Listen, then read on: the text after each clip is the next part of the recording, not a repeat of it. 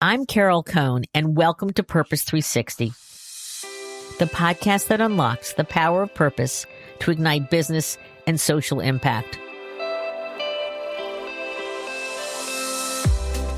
In today's Purpose 360, I'm having a discussion with a dear friend about an issue that I just love, and that is sport. And it's the power of sport to come together with purpose, whether it is going to be a league, a venue, amateur athletes, professional athletes, competitions. I just love watching the Olympics, and this is first airing during the Olympic period.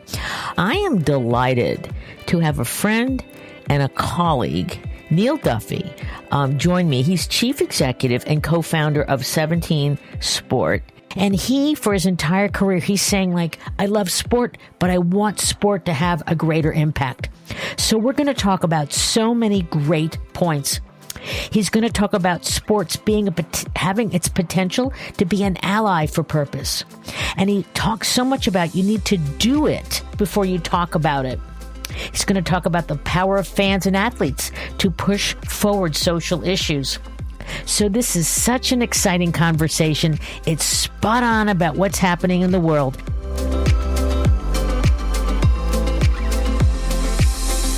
So welcome to the show, Neill. Thank you, Carol. And it's an honor to be with you today. Oh, well, it's always lovely to, whenever I have big questions about sport and athletes and tying in social issues, environmental issues, I'm always going to Neill, and he's always so generous with his time. So why don't we just start with the background? So tell us a little bit about who Neill Duffy is and why you created 17 Sport at the back end of 2019. Really a story of two chapters, Carol. The first was in the very traditional sports marketing space. I started a business in South Africa that grew and was very successful, really on the back of a notion that we could help brands manage their investment in sport in a more professional way. Ended up selling that business to what became Octagon, and I became president of Octagon Europe, Middle East, Africa, based out of Brussels. So I moved from South Africa to Europe to do that. And that's where the first chapter ends. And the next chapter started when I realized that that wasn't the right space for me to be in to pursue my passion around what we now call purpose. Back then, which is around 2005, that word wasn't used so much. But I've long been a believer in the power of purpose, as we call it today, to bring people together and to solve business problems. And so not being able to do that at Octagon, I decided to go on my own again. And for the second chapter, I was on a mission to prove sports power or sports potential to be a powerful ally for purpose. And so I needed a case study to prove that in the international market. So I got to work on the America's Cup and on SuperBowl. And in both cases showed that it is possible to do good while you do well through sport. Not only do well, sport's really good at making money, but doesn't always play a role in doing good. And so those two case studies, those two proof points gave me the confidence to start my next agency, which was 17 Sport, which I started at the back end of 2019, just before COVID. And why did you pick the name 17 Sport? Everyone asked that question. My partner and I, Fabien Paget, battled for a long time to come up with a name. And eventually one day I said, well, why don't we just call it 17 Sport? And Fabien said, why? And I said, well, there's 17 SDGs.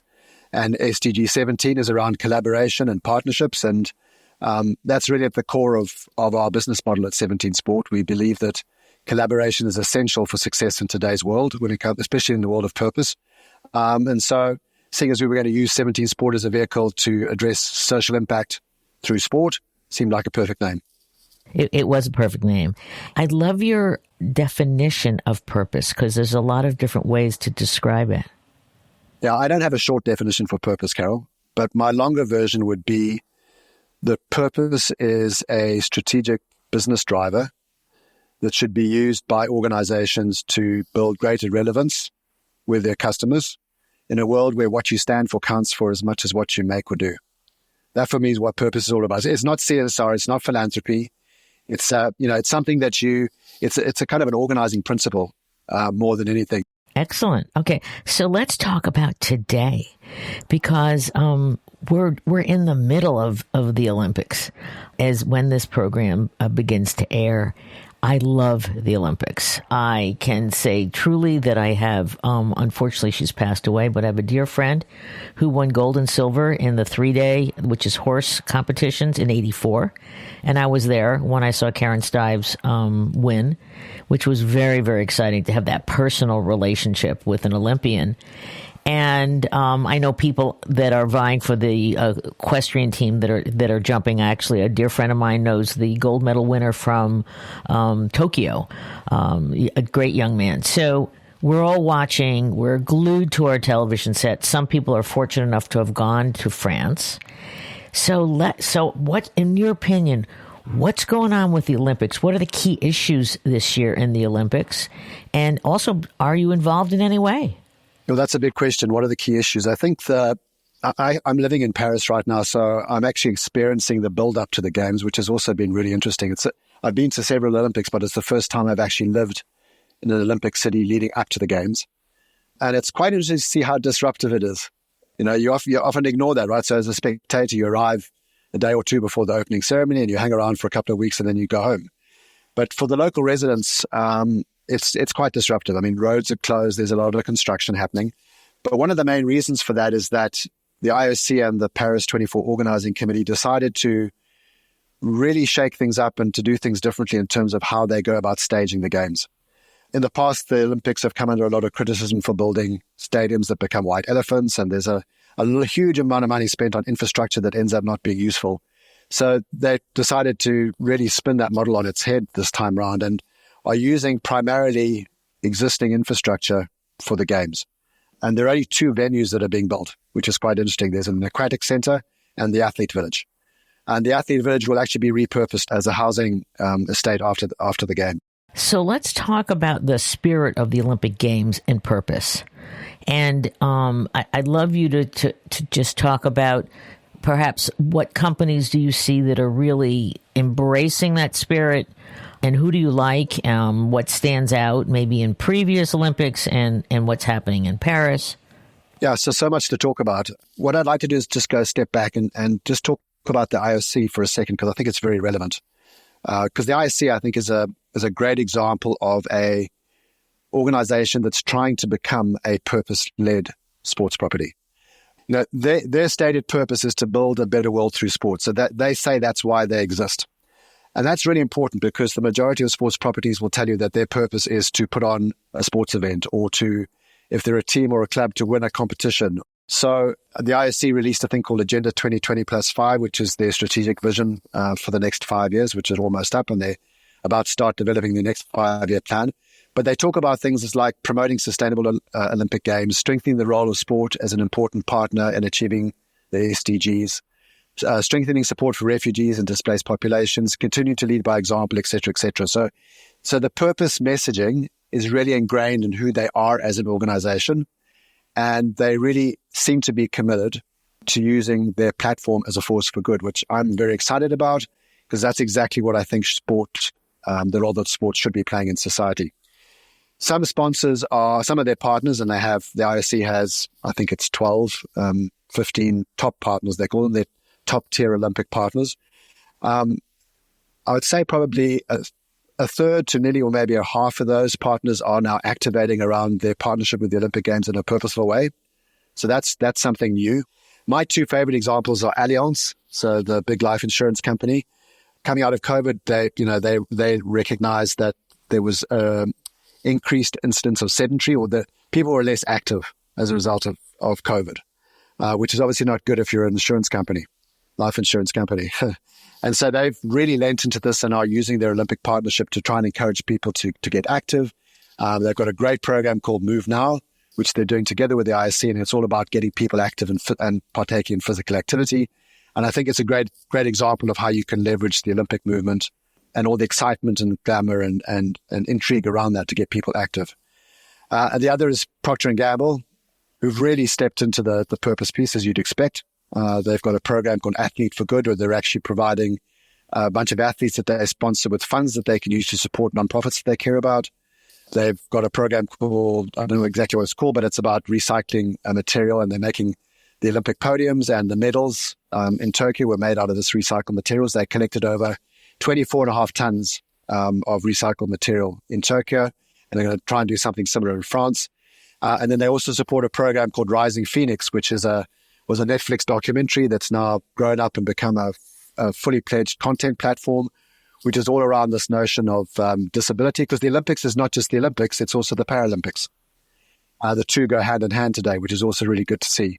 And so P&G have put their muscle and weight behind Rising Phoenix to elevate it into, as I said, a full content platform, which is all focused on the whole disability topic and trying to normalize disability and give people with disabilities a share of voice in all the great things that are happening at the moment. So that two of many examples. And I love what P&G has done in the past about moms and that they celebrate the mother who has to just jump through hoops to get the child to skating practice or to track practice or to riding or whatever at 5 o'clock in the morning. And the whole family becomes recalibrated around the child or the young athlete. Carol, just to build on that, because I think there's another really important point here, is as you know, if you look at the evolution of advertising and communication over the decades, even as recently as 5 years ago, I think brands were still guilty of defaulting to telling stories as opposed to doing stories.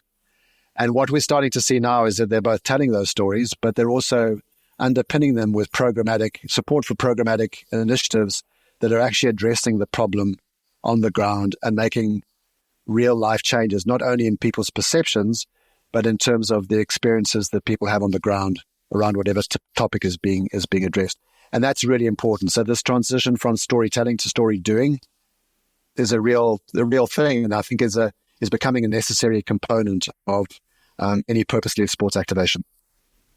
I think sport has only recently, maybe the last 5 to 10 years, understood going from telling to doing. In your, great experience, was there an event like a COVID or a key Olympics or a World Cup that all of a sudden something happened that made that shift, accelerated that shift, or just, put a finer focus on that? 100%. We launched 17 Sport at the back end of 2019, which was, I think it was 4 months before COVID.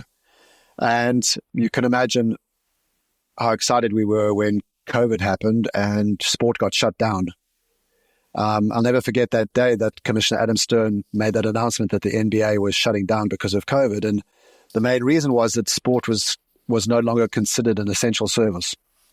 And I think that was a wake-up call for the sports industry, because people sat back, or not everybody, but the more enlightened members amongst the leadership community in sport sat back and said, holy crap, what does that mean for us? If we're not an essential service, what's our reason for existing?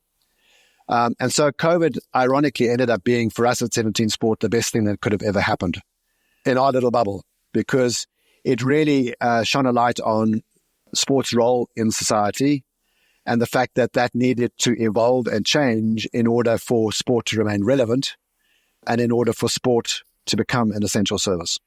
And so I think that was the major thing that happened that really shifted perceptions. And as I said, some people have really jumped on board and embraced that.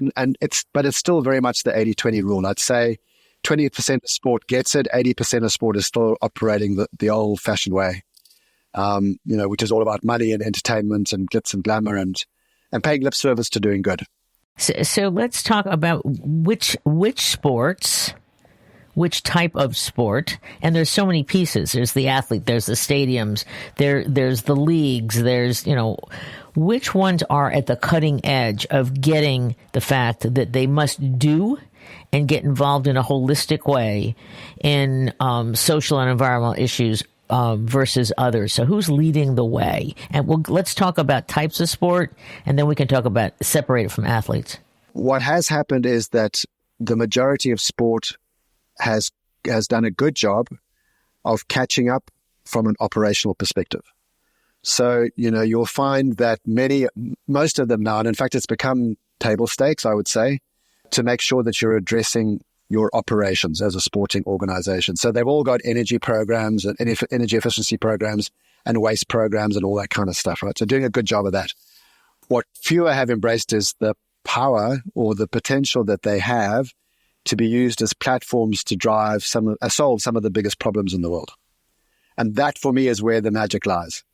Okay, so it's great that the Super Bowl is carbon neutral, but at the end of the day, that's not going to have any impact on climate change. But the ones that are recognizing, we've already spoken about the IOC. We are seeing UEFA, so the European football governing body that the Euros are on right now as we speak. And UEFA, I think, are recognizing that they have that potential role. They recently launched a new strategic vision, which is very much worded around similar type of sentiments to the IOCs. And I know that UEFA are moving in this direction. And then you have some smaller properties like the Ocean Race, used to be the Volvo Ocean Race. It's now called the Ocean Race. Their stated purpose is to address climate health. That's why they exist. They don't exist to put on a sailing event. They exist to address ocean health. You worked on SuperBowl, and can you talk about that, because you were hands-on in terms of, and maybe that was one of the earlier SuperBowls that was beginning to transition to being more environmentally focused. Talk a little bit about your experience with that. Yeah, it seems like a lifetime ago. And, it's funny, Carol, it's funny how quickly things date, because often when I use that Super Bowl example, people say, yeah, well, that was in 2016. That's long ago. But I still think it's very relevant today, and I think it's a great case study. Just very quickly, the insight there was that a third of the population in the Bay Area live in poverty. And can you believe it? Headquarters for the biggest tech companies in the world, and yet over 2 million people live in poverty. Within that group of over 2 million people, there is a large chunk that are under the age of 18, so over 50%. And many of them have no hope of a bright future of any kind. So what we decided to do as the organizing committee, not the NFL, but the local organizing committee for Super Bowl 50, was to use the event as a platform to close the opportunity gap for young people, to create opportunity and chances of hope for a better future.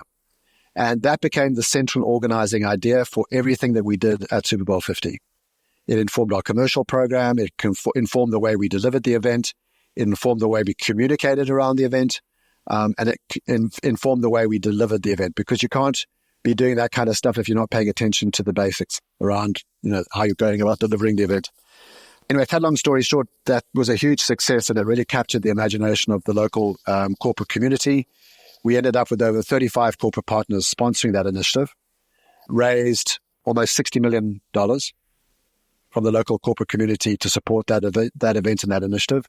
And included within that, we made a commitment that of every dollar that we raised through sponsorship, 25% would go to support nonprofits in the Bay Area working with young people. And so we were, at the end of the day, able to support over 150 nonprofits. And it was all non-restricted funding. So it was all focused on building the capacity of those organizations to better serve young people. That was smart. That's another really important point, right? Because often philanthropic dollars are restricted, and it's kind of counterintuitive or counterproductive at the end of the day.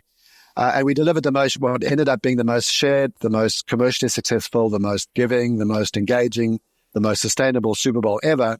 And I believe that was because we decided to lead with a purpose. We put purpose first. It wasn't an afterthought.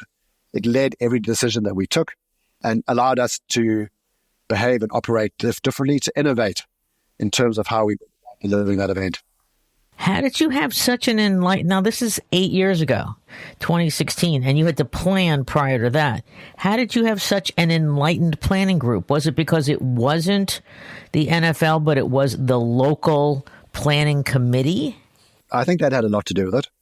The way that it's structured is the NFL basically grants a license to a local city to host the event, and then a local group gets put together to make that happen. And most of the time, those local groups are funded by public money, tourism taxes, that type of stuff. But because it was San Francisco and because it was California, there was no public money. So we had to fund the event 100% with private sector funding. So there was a gentleman by the name of Daniel Lurie. I don't know if you know Daniel, but Daniel was appointed as chair of the organizing committee. And Daniel was also chair of a thing called Tipping Point, which is one of the leading social impact companies in the Bay Area.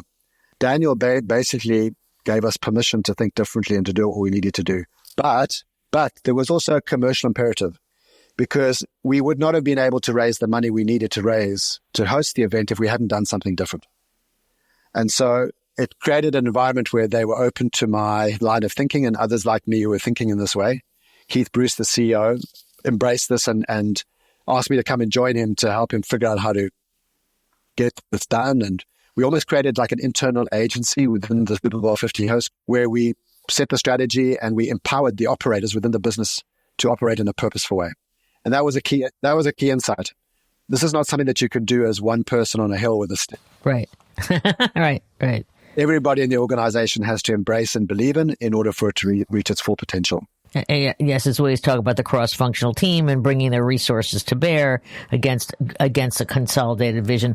So now, this is great, Neill. I love the conversation. Let's turn to what 17 Sport does. I know you've got some favorite initiatives, but one that I really like that I hope you will talk about is the Breaking Barriers project with Adidas. So can you talk a little bit about it? Because there's lovely elements to it. It's not just a one pillar, and it looks like it's being built to last. A little bit about what is it, and then what impact is it having? I love talking about this project. It's probably my very favorite project of my whole career, and really because it is all encompassing. And it's also a great example of the power of 17 Sport because we do everything across the project.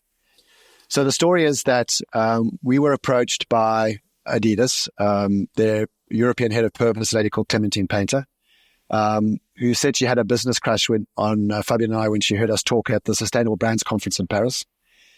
She was just right time at the right place. She was looking for a partner to help her solve a problem. Adidas' stated purpose is to improve people's lives through sport, focusing on people and planet. They felt that they'd done a good job on the planet side. I think they have. I think Adidas is a great example of what's possible when you try and address your planetary impacts through your supply chain and that type of stuff. But the one area where they felt back then, and this was back in 2019, so they were our first client at 17 Sport, was on the people side. And so the insight that we ended up leading into was that girls drop out of sport at a younger age than boys. And the reason for that, and as a consequence, don't get to enjoy the benefits that participating in sport afford. And the further insight around that was that the reason that they do that is that girls face numerous barriers that prevent them from continuing their journey in sport. And so, cut long story short, we decided with Adidas's blessing and excitement to build a program around that, what ended up becoming the Breaking Barriers in Sport program for girls and women in Europe. It started off with a commitment, and this is really important, and it's Adidas's words, not mine. We want this to be a commitment, not a campaign. This is something that we want to do for the long term, not for the short term. And through that commitment, we would directly improve the lives of 50,000 girls by empowering 15 non-profit organizations to better serve girls and inspiring them with 100 local champions in the community who could become role models that girls could look up to as a way of keeping and staying in sport. And in the process, build the backbone, build the technology, build the infrastructure required in order to help the grassroots sector of society keep girls active in sport. And we're in year 5 of the program now, and we've already achieved all of our objectives. We actually achieved them at the end of year 4. We thought it would be mainly external focus, but it's become a really important platform internally within Adidas Europe to drive their gender equity conversation. It's the most oversubscribed volunteer program within Adidas. We have a mentorship program, a volunteer program, and everybody wants to be involved. We've also started to lean into the various different assets that Adidas partners with. When I say assets, teams and leagues and athletes. We've just created a thing called Team Period, which is all around raising awareness and solutions for menstruation in sport. And now Team Period, which is made up of a bunch of Adidas-sponsored athletes led by Jasmine Sawyer, the British track and field athlete, is now on the road delivering this programming to football clubs like Arsenal. And so what we're starting to see now, that this project is being integrated across the whole of Adidas' ecosystem and being a real driver of real change. And we're looking forward to the next 5 years and what's possible. Yeah, I think what's really important for our listeners is that you've taken a holistic approach to deconstructing the challenges and showing, you have trainings and role models. So share about the Academy. It's a 2-year online program where basically We build the capacity of those nonprofits to better serve girls, or of the champions, which are young girls in the community, to be able to better represent girls in sport. And it's been so successful. So we've had five cohorts of girls of nonprofits and champions going through this program. It's been so successful that we actually decided to take that content and to build an open source online program that's now available to everybody. That's so smart. I mean, you're leading with the issue. You're creating scale. You're looking at long term. You're open sourcing it, so you're being very generous.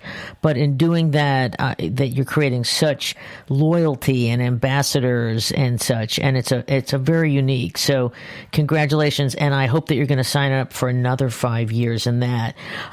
Curious about athletes.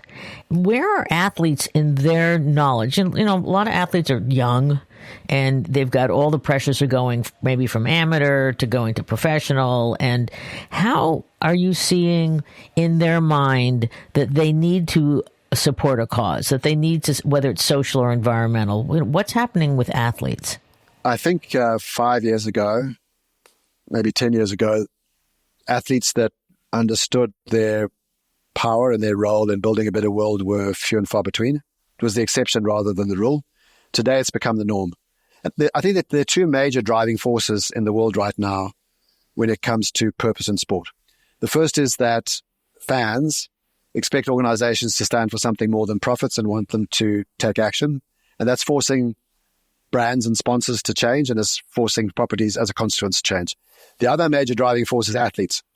As athletes become more and more vocal and have more and more power in the dynamic and in the mix, and recognize the potential that they have to make a difference and want to make a difference, their voice is becoming so much more important. I'm just curious about who comes to mind. And rapid fire. One athletes, doesn't matter, are very socially conscious or environmentally conscious. Just names. There's so many.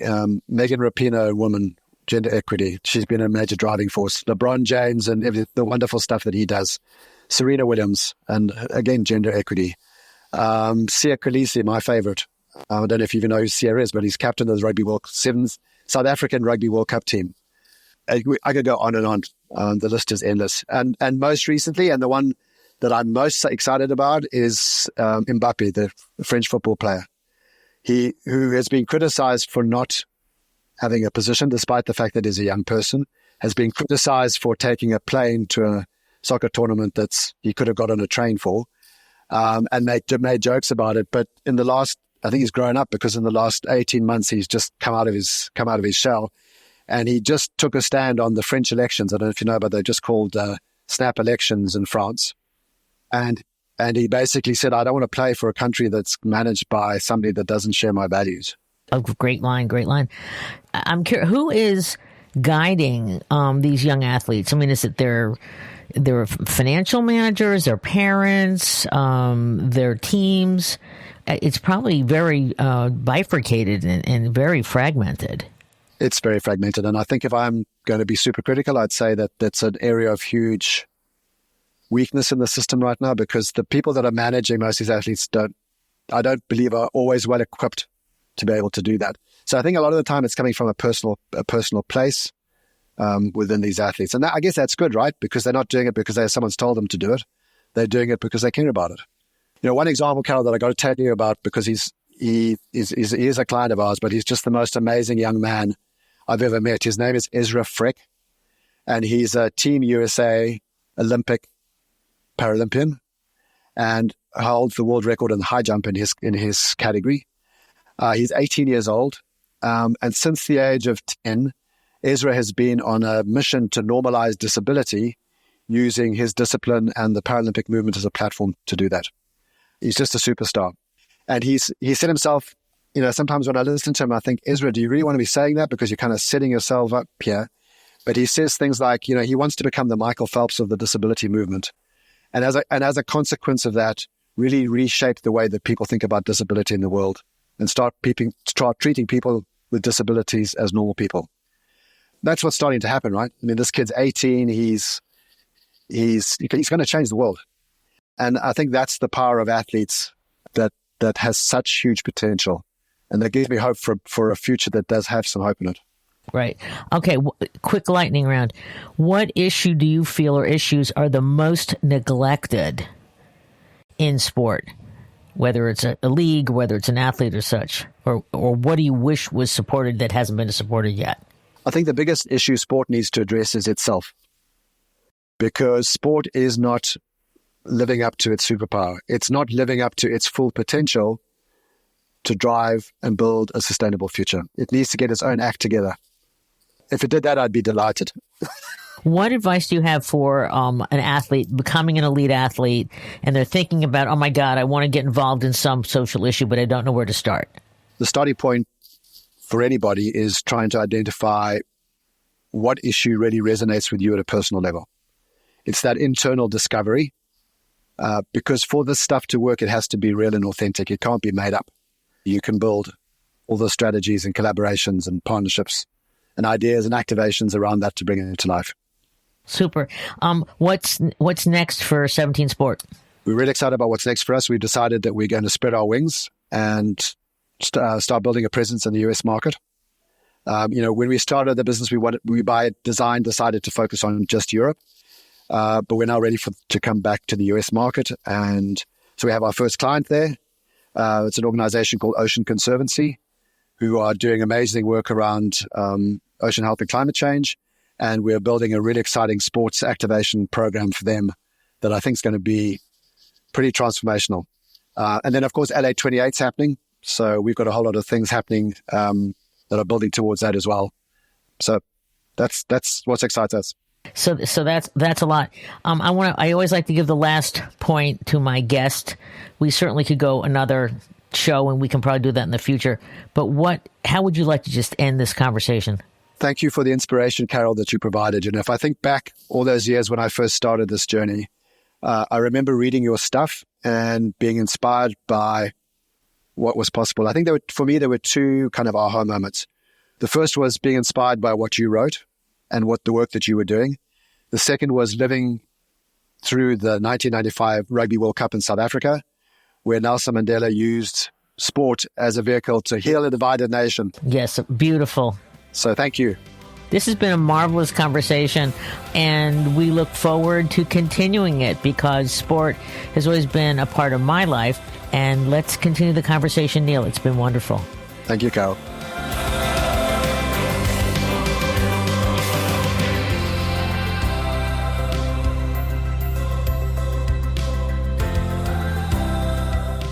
This podcast was brought to you by some amazing people, and I'd love to thank them.